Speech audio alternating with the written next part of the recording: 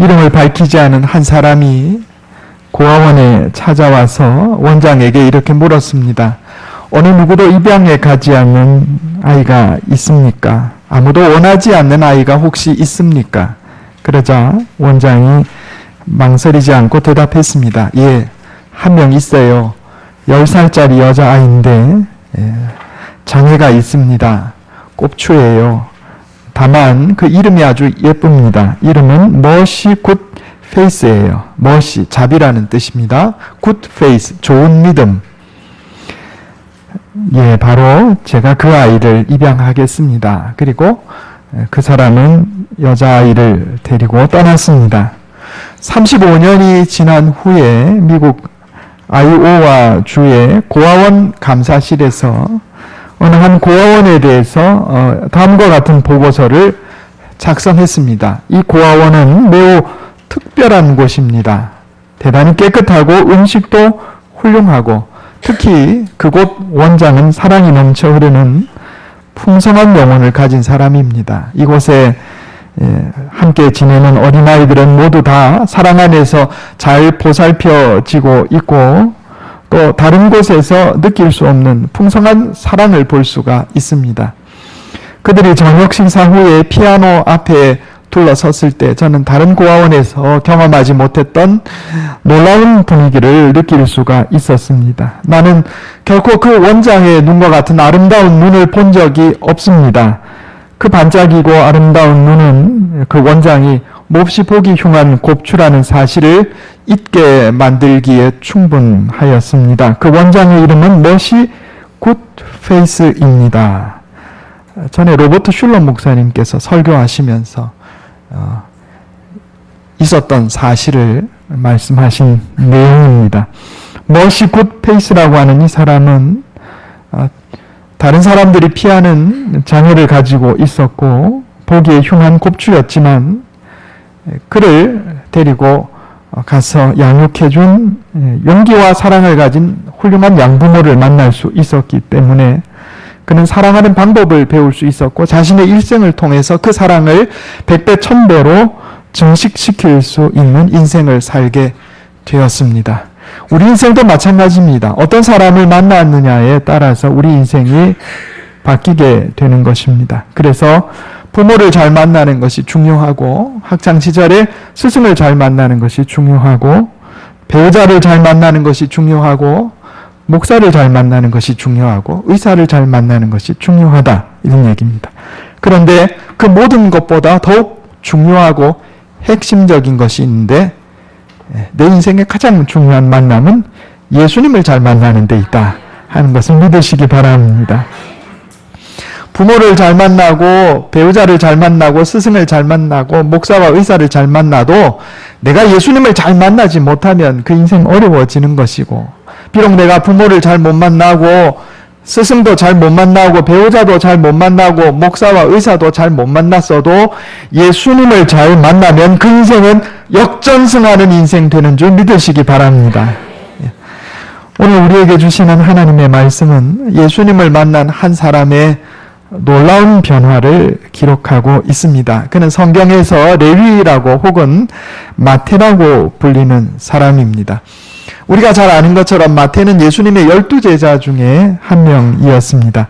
그의 본명은 레위였는데 오늘 누가복음에는 마태의 본명인 레위로 그의 삶이 언급되고 있습니다.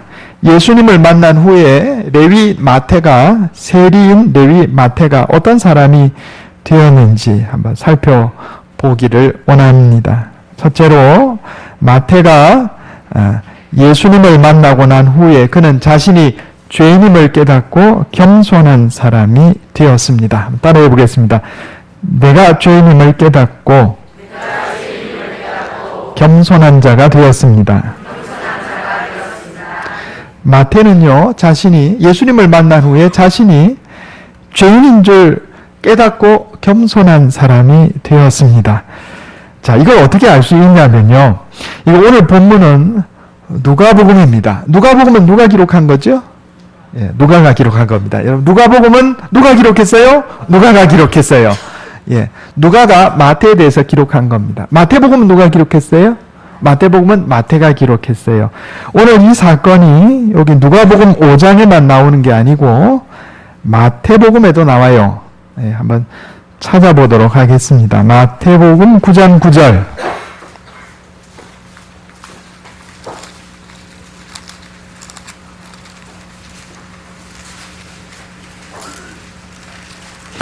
마태복음 9장 9절 보기 전에 마태복음 10장 2절부터 먼저 보겠습니다. 마태복음 10장 2절.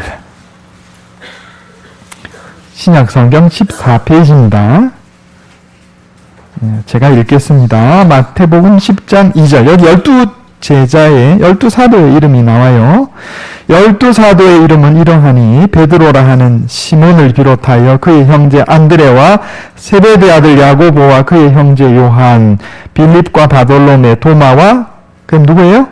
세리, 마태, 알페오의 아들 야고보와 다데오, 가나나인 시몬 및 가론 유다 곧 예수를 판 자라. 자, 이름 옆에 설명이 붙어 있는 사람이 2명 나오는데 한 명은 예수님을 판 가론 유다, 또 하나는 마태 옆에다가 뭐라고 붙였어요?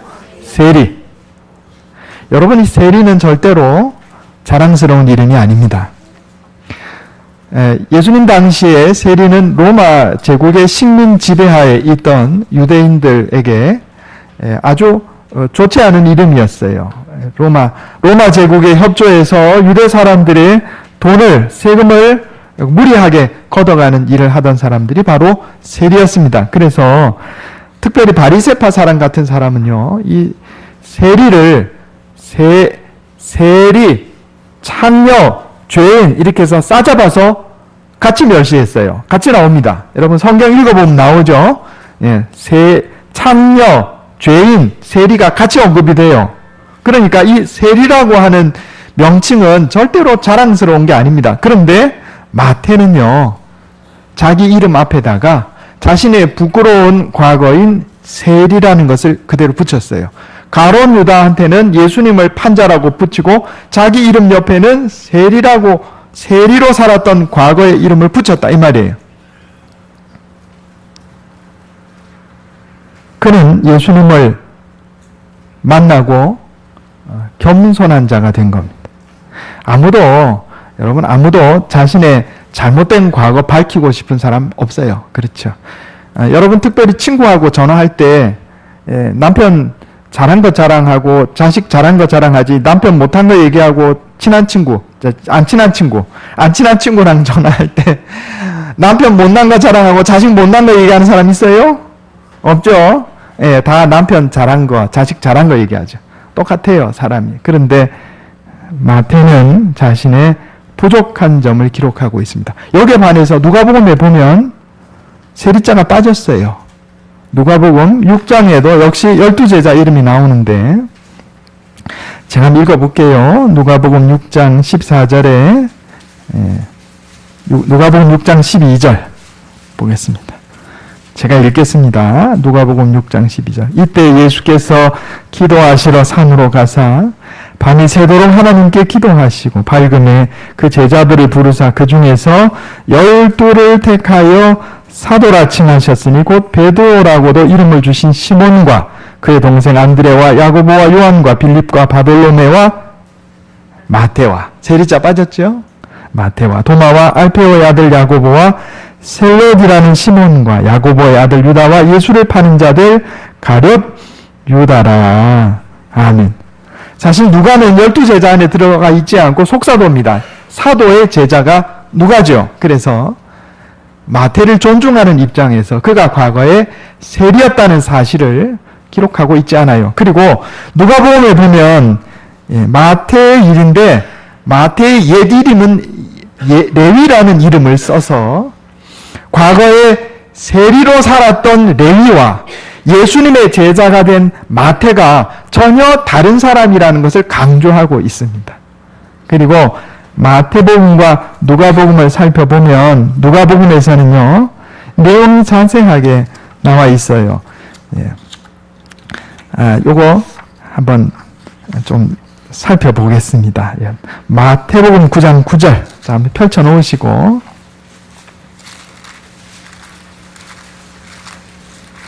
마태복음 9장 9절. 제가 한번 읽어볼게요. 예수께서 12페이지입니다. 마태복음 9장 9절. 이건 마태가 쓴 거예요.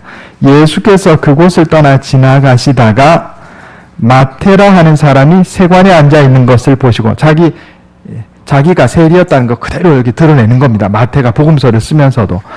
마태라 하는 사람이 세관에 앉아 있는 것을 보시고 이르시되 나를 따르라 하시니 일어나 따르니라. 예수께서 마태의 집에 앉아 음식을 잡수실 때 많은 세리와 죄인들이 와서 예수와 그의 제자들과 함께 앉았더니 바리새인들이 보고 그의 제자들에게 이르되 어찌하여 너희 선생은 세리와 죄인들과 함께 잡수시느냐. 이 세리 죄인이 같이 취급되죠. 예수께서 들으시고 이르시되 건강한 자에게는 의사가 쓸데없고 병든 자에게라야 쓸데있느니라. 아멘. 누가복음 기록하고 뭐가 달라요? 10절에 보면 9절에 보면 예수님께서 마태에게 나를 따르라 하시니 일어나 따르니라 이렇게 되어 있는데, 누가복음에는 뭐라고 되어 있냐면 그가 모든 것을 버리고 일어나 따르니라 이렇게 되어 있어요. 모든 것을 버렸다는 말이 첨가되어 있어요. 그 다음에 10절에 보면 마태복음 9장 10절에 예수께서 마태의 집에서 앉아 음식을 잡수셨다 이래 되어 있는데, 누가복음에 보면 레위 마태가 예수님을 위해서 잔치를 벌였다 이렇게 돼 있어요. 다시 말해서 마태는 자신이 칭찬받을 만한 내용은 다 뺐습니다. 마태복음을 기록하면서 자기에 대해 기록할 때 모든 것을 버리고 예수님을 따랐다는 사실, 단순히 예수님이 그저 오셔서 식사만 하신 게 아니고 자신이 예수님을 위해서 처음부터 잔치를 벌였다는 사실 자체를 다 누락시키고 있어요. 왜? 자기가 영광받을까 봐. 마태는요, 예수님을 만나고 겸손한 사람이 됐어요. 누구든지 예수님을 제대로 만나면 사람이 겸손해집니다. 왜냐하면 교만하고 열등감은요, 요게 동전 앞뒷면이에요. 같은 거예요. 교만한 사람이 열등감도 느끼는 거예요. 열등감을 느끼는 사람이 교만해져요. 반대로 하나님의 사랑의 은혜를 입어서 그 심령이 채워진 사람은 열등감이 사라져요. 아, 나는 하나님께 사랑을 받은 사람이로다. 열등감이 사라지면 겸손하게 돼요. 자존감이 높아지면 겸손하게 된다 이 말이에요. 마태는 예수님을 만나고 겸손한 사람이 되었습니다. 그는 자기의 부끄러웠던 과거가 더 이상 부끄럽지 않았어요. 거기에 대해서 더 이상 상처받지 않았다 이 말입니다. 그는 자신의 이름 앞에다가 과거의 부끄러운 과거였던 세리라는 이름을 그대로 붙이고 있습니다. 그는 자신이 예수님을 따라갔을 때 모든 것을 버리고 따라갔고 예수님을 위해서 잔치했다는 사실을 다 숨기고 있어요. 예수님을 제대로 만난 사람은 자신이 뭐 했다 자랑하지 않습니다. 예수님을 제대로 만난 사람은 자신이 훌륭하다 자랑하지 않아요. 겸손한 자가 됩니다. 그게 세리 마태의 첫 번째 변화입니다. 여러분, 우리가 예수님을 제대로 만나면 겸손한 자가 되는 줄 믿으시기 바랍니다. 그는 과거에 돈을 따르고 지위를 따르고 권세를 따르고 사람들을 좌지우지하는 권력 있는 교만한 자리에 앉아있던 사람이었습니다. 그러나 그가 예수님을 만난 후에 그는 멸시받던 세리였던 자신의 과거를 다 드러내었고 자신이 조금이라도 잘한 부분이 있었을지라도 그거 다 감췄어요. 겸손하게. 잠언 11장 2절에 교만이 오면 욕도 오거니와 겸손한 자에게는 지혜가 있느니라 그랬습니다. 잠언 18장에 사람의 마음의 교만은 멸망의 선봉이요 겸손은 존귀의 앞잡이니라 그랬어요. 잠언 29장에 사람이 교만하면 낮아지게 되겠고 마음이 겸손하면 영예를 얻으리라 그랬어요. 여러분, 마태는 자신이 멸시받던 세리 출신이었음을 말하고 자신의 잘한 점은 다 누락시키고 겸손하게 자신을 감추었음에도 불구하고 신약 성경에 제일 먼저 나오는 이름이 됐어요. 하나님께서 그를 높여주신 겁니다. 우리가 예수 그리스도를 제대로 만나면 겸손한 자가 되고 겸손한 자를 하나님께서 높여주시고 명예롭게 하심을 믿으시기 바랍니다. 두 번째로 마태는 모든 것을 버리고 예수님을 따라갔습니다. 따라해 보겠습니다. 모든 것을 버리고 예수님을 따라갔습니다. 누가복음 5장 28절에 보면 그가 모든 것을 버리고 일어나 따르니라 그랬어요. 성경에 보면 예수님께서 제자들을 부르실 때 제자들이 모든 것을 버리고 예수님을 따라갔다 이런 내용이 반복해서 나옵니다. 누가복음 5장에 보면 베드로와 야고보와 요한이 예수님의 제자로 부르심을 받았을 때 이렇게 돼 있어요. 그들이 배들을 육지에 대고 모든 것을 버려두고 예수를 따르니라 그랬습니다. 자, 여기 모든 것을 버렸다라고 하는 것은 가족들과 인연을 끊었다거나 머리 깎고 산으로 올라가서 세상과 단절했다는 뜻이 아닙니다. 이거 오해하면 안 돼요. 사도들은 예수님의 제자가 된 후에도 여전히 자신의 가족들을 돌보았어요. 그리고 사람들과 교제했습니다. 베드로는 예수님의 제자로 부르심 받은 후에도 그의 장모가 열병에 걸려 아팠을 때 예수님을 모시고 와서 치유받도록 했습니다. 바울 서신을 살펴보면 예수님의 12제자가 복음을 전하러 다닐 때 자신의 아내들과 같이 다녔던 사실이 기록이 되어 있습니다. 그러면 모든 것을 버렸다는 것은 무엇을 의미하는 것인가? 이것은 우선순위의 문제를 뜻하는 겁니다. 이 세상 그 어떤 것보다 예수님을 최우선의 자리에 모셨다 이런 얘기예요. 제가 전에 수요 성경 공부하고 새벽 기도할 때 존재의 질서, 사랑의 질서 말씀드린 적이 여러 번 있습니다. 여러분 다 기억하시죠? 존재의 질서가 뭐예요? 하나님께서 이 세상에 존재하게 하신 것에 질서가 있다 이 말이에요. 제일 위에 누가 계시죠? 하나님. 그 다음에 사람, 그 다음에 동물, 그 다음에 식물, 그 다음에 광물. 이렇게 존재의 질서예요. 그런데 우리가 어떤 대상을 사랑할 때 이 존재의 질서에 맞추어서 사랑하면 이 사랑은 건강한 사랑, 아름다운 사랑, 생산적인 사랑이 되지만 이 존재의 질서를 어긋나서 사랑하게 되면 파괴적인 사랑이 된다 그랬어요. 우리가 하나님을 사랑하는 사랑 안에서 내 남편을 사랑하고 내 자식을 사랑하면 이 건강한 사랑이에요. 그런데 내가 하나님보다 내 자식을 더 사랑해. 이게 지극한 사랑 같지만 그게 자식을 망치는 길이다. 이런 얘기입니다.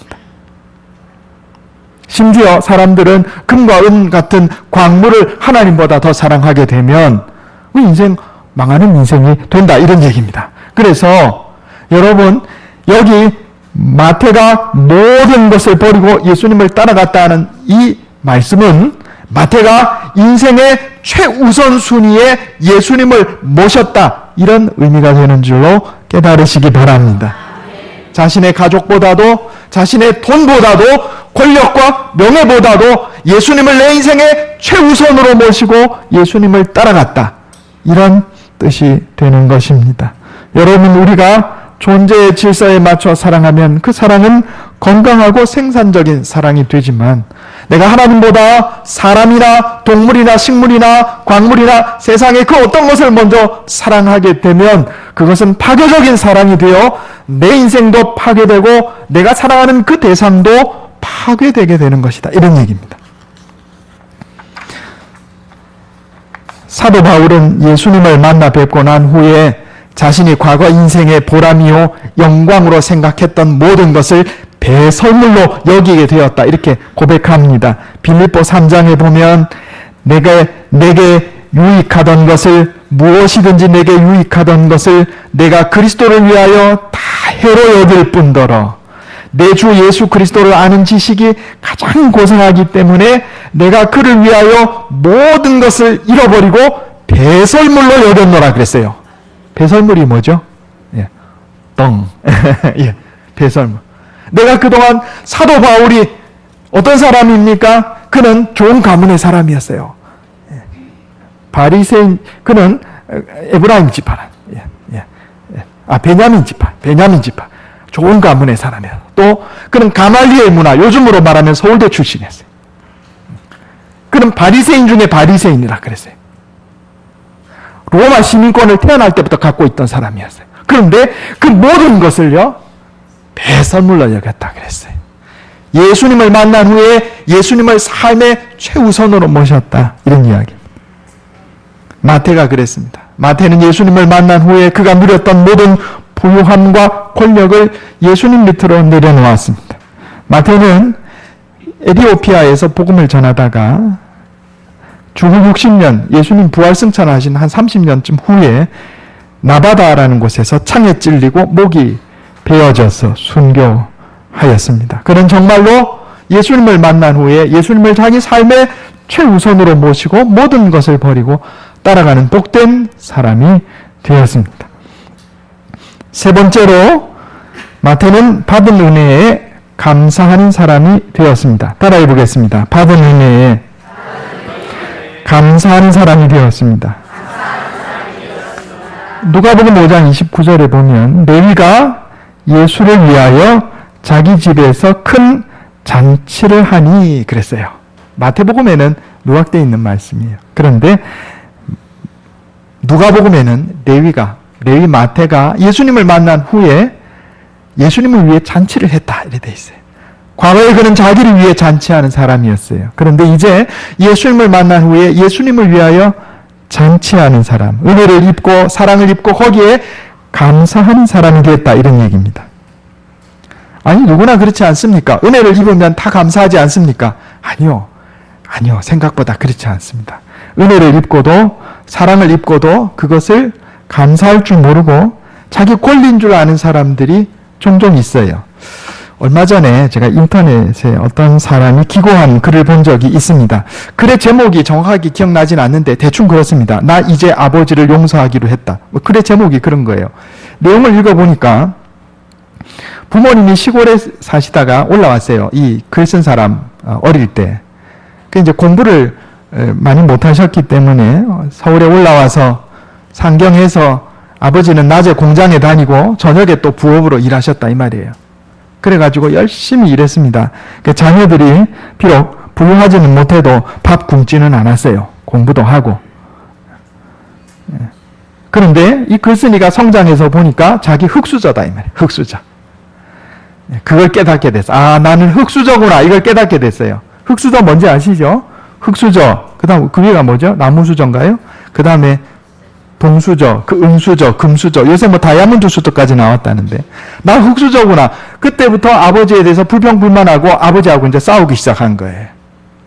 아버지, 다른 사람은 다 입에 금수저, 은수저 물고 사는데 나는 태어날 때부터 흙수저로 이 꼴이 뭐예요? 이래가지고 아버지랑 다퉜다, 이 말이에요.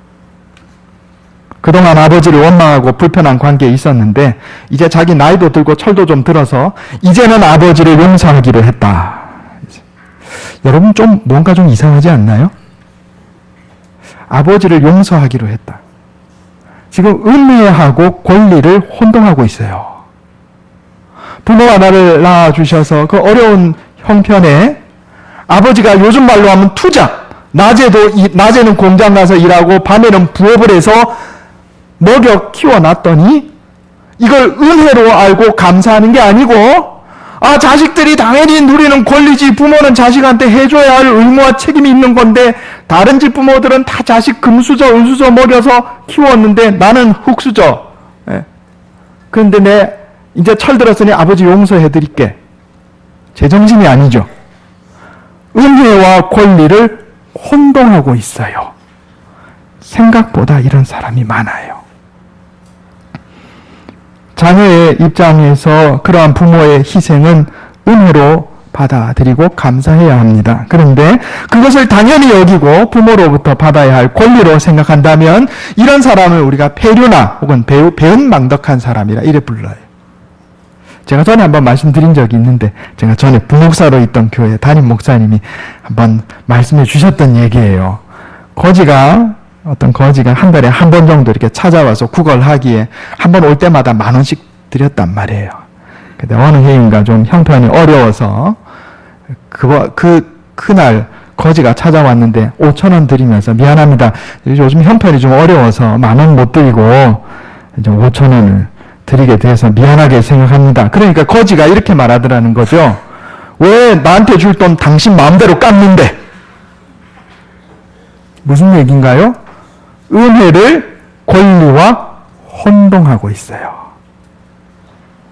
베풀어준 은혜가 오래되니까, 내가 누렸던 사랑이 오래되니까 그걸 은혜로 깨닫고 감사하는 것이 아니라 권리로 생각하고 원망하고 불평하는 자가 되었다, 이 말입니다. 여러분, 우리가 예수 그리스도를 만나면 마태와 같은 사람이 돼요. 은혜에 감사할 줄 아는 사람이 된다, 이 말입니다. 하나님을 알지 못하는 자, 예수 그리스도의 십자가의 사랑을 알지 못하는 자는요, 자신이 받은 은혜와 사랑을 권리인 줄 착각하고 원망하고 불평하고 사는 사람이 많아요. 우리에게는 구원받을 권리가 있는 게 아니고 하나님의 은혜로 구원받은 거예요. 우리 장로교의 중요한 교리 중에 하나가 이중예정론입니다. 그게 뭐냐면 하나님께서 구원하실 자를 선택하시고 또 버려두실 자도 하나님께서 정해놓으셨다, 이런 얘기예요. 이건 성경에 그렇게 나와 있는 얘기입니다. 그런데 이것을 가지고 많은 사람들이 장로교를 비난합니다. 하나님이 불공평하시다. 아주 전형적으로 은혜와 권리를 혼동하고 있는 거예요. 여러분, 우리는 구원받을 권리가 있는 게 아니에요. 인류는 구원받을 권리가 있어서 구원받은 게 아니라 이 말입니다. 하나님이 은혜로 구원해 주신 거예요. 그러면 은혜로 구원받은 것에 감사할 것이지 불평한다, 이 말입니다. 예수님이 똑같은 가르침 하신 적이 있어요. 포도원 품꾼의 비유입니다. 포도원 주인이 품꾼을 모집했는데 어떤 사람은 이른 아침에, 어떤 사람은 아침 9시에, 어떤 사람은 12시에, 어떤 사람은 오후 3시에, 어떤 사람은 오후 5시에 왔어요. 아침 일찍 온 사람에게 한 데나리온을 약속했습니다. 요즘 돈으로 한 10만 원 정도 되는 겁니다. 하루 종일 일한 품삯이에요. 그런데 오후 5시에 와서 1시간 일한 사람에게 한 데나리온을 줬다, 이 말입니다. 그러자 그 앞에 와서 일한 사람들이 자기는 더 받을 줄 알았는데 똑같이 한 데나리온 받으니까 주인을 원망하고 불평했어요. 아니, 이 사람 1시간밖에 일 안 했는데 일찍부터 와서 일한 사람 우리가 왜 똑같이 주냐 말이에요.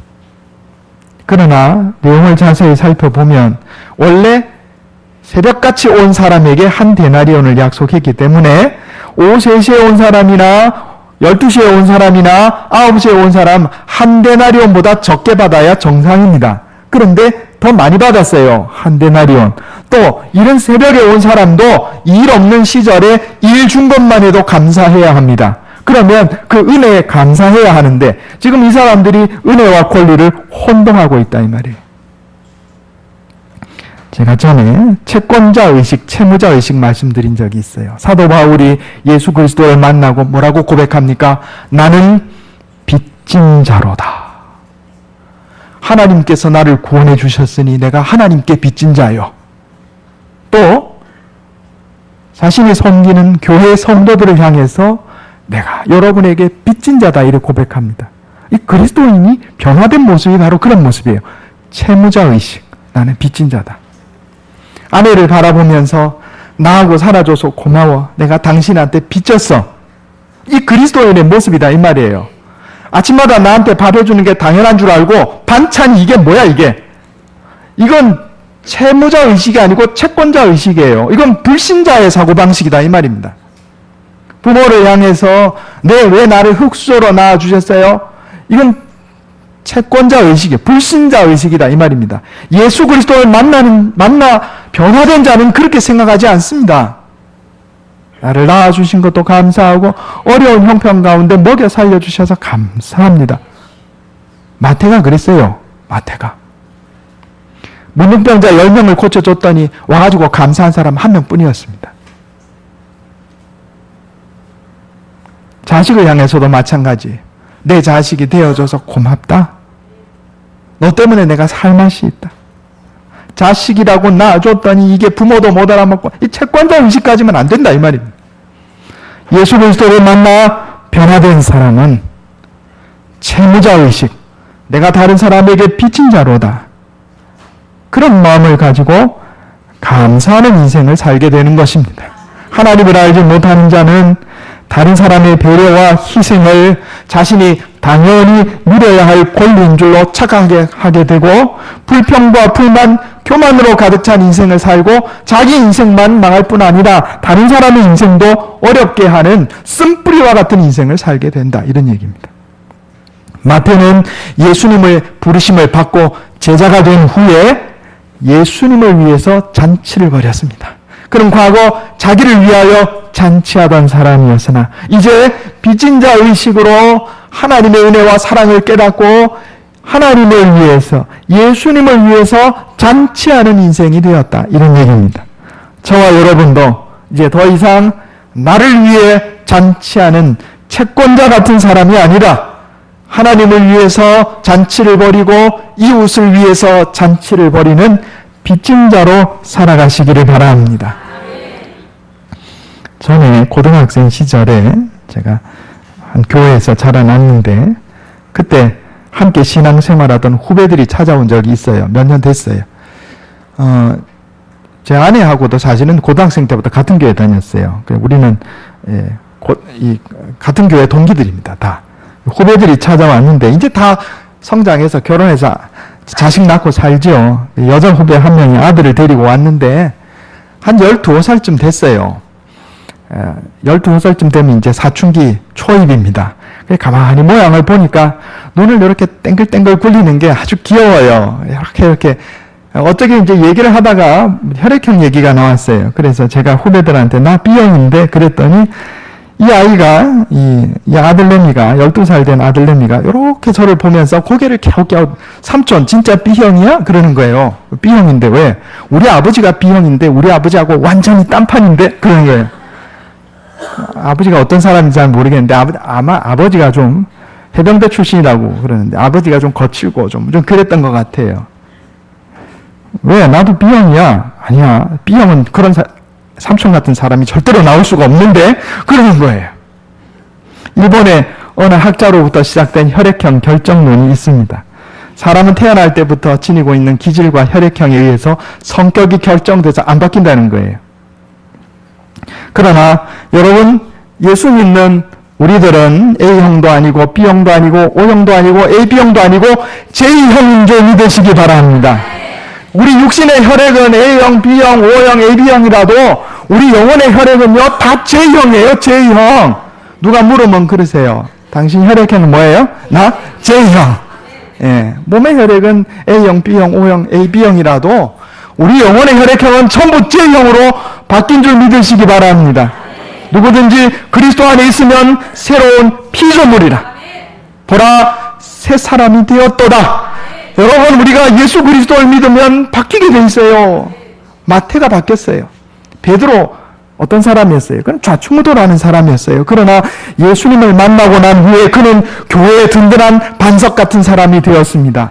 야고보와 요한은 어떤 사람이었습니까? 그들은요 급하고 잔인한 사람이었어요. 예수님 말씀 받아들이지 않는 마을들을 보면서 주님 하늘에서 벼락이 떨어지게 해갖고 저 마을들을 싹 태워버리죠. 그랬던 사람이에요. 그런데 여러분, 야고보 요한이 어떤 사람입니까? 사랑의 사도로 바뀌었어요. 야고보는 말로만 하는 믿음이 아니라 행동으로 사랑을 보여야 할 것이 아니냐. 야고보서에 그렇게 썼어요. 사도 요한은 하나님은 사랑이시라 그랬어요. 사람이 바뀌었다 이 말이에요. 우리가 예수 그리스도를 만나면 변화되게 되어 있습니다. 마태는 그렇게 변화된 인생이 되었습니다. 출세지향적이고 이기적이던 사람이 겸손한 자가 되었습니다. 돈을 쫓아가고 권력을 따라가던 사람이 예수님을 본받아 따라가는 사람이 되었습니다. 자기를 위하여 잔치하던 인생을 살던 사람이 예수님의 은혜에 감사하고 다른 사람을 위해서 자기 목숨을 버리는 사랑의 사람이 되었습니다. 여러분, 오늘 본문 말씀에 예수님은 자신을 의사로, 의원으로 소개합니다. 병든 건강한 자에게는 의원이 쓸데없고 병든 자에게라야 쓸데있느니라. 여러분, 우리 주님 예수님께서 영적인 의원으로 오셔서 우리를 구원해 주셨습니다. 또 우리를 변화시켜 주시겠다고 의원으로 오신 거예요. 그러므로 우리 예수님께 기도해야 됩니다. 주님, 나를 변화시켜 주시옵소서. 따라해 보겠습니다. 주님, 나를 변화시켜 주시옵소서. 우리 주님 영혼의 의원이시기 때문에 나를 변화시켜 주실 능력이 있으신 줄 믿으시기 바랍니다. 그래서 예수님을 따르는 자, 마태와 같이 예수님을 따르는 자가 되어 교만하던 성품이 겸손한 자로 변화되고, 세상을 따르던 자가 예수님을 따르는 자가 되고, 권리, 채권자 의식으로 충만하여 다른 사람을 괴롭히던 자가 채무자 의식, 빚진 자로 은혜를 갚으며 감사하며 사는 자로 살아 하나님께 영광 돌리고 복된 인생 사는 저와 여러분 되시기를 예수님의 이름으로 축원합니다. 기도하겠습니다. 하나님 감사합니다. 세리마태가 예수님을 만난 후에 교만한 자가 겸손한 자로 변화되었습니다. 세상의 권력과 출세를 따르던 자가 예수님을 본받아 따르는 사랑의 사람이 되었습니다. 자신을 위하여 잔치하던 인생을 하나님께 은혜를 갚고 사람을 사랑하는 섬김의 인생으로 변화된 것을 보았습니다. 주님, 의원으로 오신 예수님, 우리도 변화시켜 주시옵소서. 주님, 나를 구원하셔서 하나님의 자녀 백성으로 삼아 주셨사오니 마태가 변화된 것처럼 우리도 변화시켜 주셔서 세상에 빛을 비추고 소금의 역할을 감당하는 자들 다 되게 해 주시옵소서. 이것이 내 힘과 능력으로 되지 않음을 고백합니다. 날마다 말씀으로 우리를 깨우쳐 주시고 성령으로 인도하여 주시옵소서. 우리 주 예수님의 이름으로 간절히 기도하옵나이다. 아멘.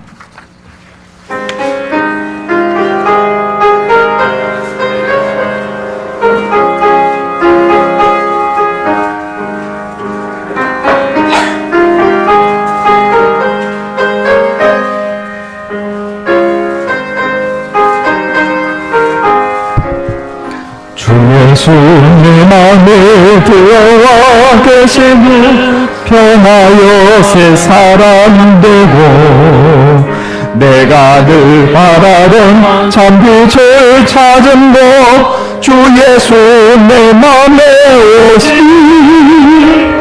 주 예수 내 맘에 오시 주 예수 내 맘에 오시 물밀듯 내 맘에 기쁨이 넘치니 주 예수 내 맘에 오시니 주 예수 내 맘에 들어와 계시니 만명된 냉시를 끊고 머리털보다도 더 많던 내 죄가 눈보다 더 희전돼 주 예수 내 맘에 오시니 주 예수 내 맘에 오시니 물밀듯 내 맘에 기쁨이 넘치니 주 예수 내 맘에 오시니 내 맘의 소망을 든든히 가짐은 주 예수 내 맘에 오시니 의심의 구름이 사라져버림도 주 예수 내 맘에 오시니 주 예수 내 맘에 오시니 주 예수 내 맘에 오시니 물밀듯 내 맘에 기쁨이 넘치니 주 예수 내 맘에 오시니 사망의 음침한 골짜기 가다가 밝은 빛 보령이 비춰 저 멀리 하늘을 환하게 보인도 주 예수 내 맘에 오시니 주 예수 내 맘에 오시니 주 예수 내 맘에 오시니 물밀듯 내 맘에 기쁨이 넘치니 주 예수 내 맘에 오시니 내가 저 전성에 올라가 살기는 주 예수 내 맘에 오시니 저 전성에 올라가 주님을 뵈니 그 기쁨 누릴 데 없네. 주 예수 내 맘에 오시니 주 예수 내 맘에 오시니 물밀듯 내 맘에 기쁨이 넘치니 주 예수 내 맘에 오시니. 아멘. 광고하겠습니다. 4월 행사 주보를 참조하시기 바랍니다. 내일은 4월 첫날입니다. 새벽 5시에 월삭 새벽 기도회로 모입니다. 매일은 어려워도 매월 첫날이라도 주님 앞에 나와서 기도로 시작하는 저와 여러분 되면 좋겠습니다. 오늘 오후 예배 후에 당회로 모입니다.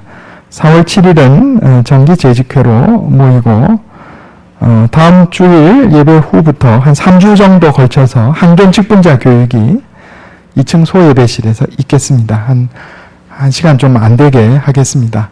한경 직분자들은 다음 주에 오후 예배 후에 꼭 참여해 주시기 바랍니다. 4월, 5월 대신반 기간입니다. 구역장님들께서는 구역 식구들과 날짜를 정해서 임원근 목사님께 알려주시면 감사하겠습니다. 4월 21일은 부활주일입니다. 여러분 그래서 4월 14일부터 4월 그 다음 그 한 주간을 우리가 고난주간으로 지키겠습니다. 원래 보통 우리가 사순절을 지키죠. 사순절, 지금 오늘 사순절 넷째 주간인데 예수님께서 십자가에 죽으신 것을 우리가 기념해서 이렇게 절제하고 경건하게 지내는 날이 사순절입니다. 40일인데 그 옛날처럼 하려면 이제 벚꽃 구경도 가면 안 돼요. 고기도 먹으면 안 돼요. 예. 그런데 오늘날 아주 복잡다단하고 바쁜 시절에 그거 다 지키면 어렵습니다. 여러분 직장 생활도 하고 하기 때문에. 그래서 사순절까지는 아니더라도 고난주간 한 주간만이라도 우리가 좀 먹는 것도 절제하고 그 한 주간은 오늘 꽃놀이 가세요. 계획된 거 가시고 그 고난주간 한 주간은 우리가 좀 놀러가는 것도 좀 자제하고 우리 위해 십자가에 죽으신 예수님을 이렇게 묵상하고 생각하는 기념하는 주간이 좀 되면 좋겠습니다. 우리 지난주에 새가족 등록하셨는데 인사 못한 분 있어요. 두 분이 등록하셨어요. 장독표 성도님하고 성경 성도님 등록하셨는데 성경 성도님 인사는 못하셨어요. 우리 두 분 다 한 번 더 일어나 주시겠어요? 자리에서 한번 일어나 주시겠어요? 앞에 우리 아버님은 장독표 성도님, 뒤에 우리 성경 성도님은 김종선 성도님 부분 되십니다. 우리 박수로 환영하겠습니다. 감사합니다. 제가 잠시 기도하겠습니다. 하나님 감사합니다. 우리 군암교회에 또 새로운 식구들을 보내주시고 함께 예배드리며 신앙생활할 수 있도록 은혜 베풀어 주셔서 감사합니다. 하나님 주님께서 그 발걸음 인도해 주신 줄 믿습니다. 우리 군암교회를 하나님의 구원의 도구, 축복의 통로로 삼아 주셔서 이곳에 와서 함께 예배드리며 함께 신앙생활하시는 성도들 신명마다 가정마다 복에 복을 더하시고 은혜를 베풀어 주시옵소서. 우리를 하나님의 구원의 도구로, 하나님의 축복의 도구로 사용하여 주시옵소서.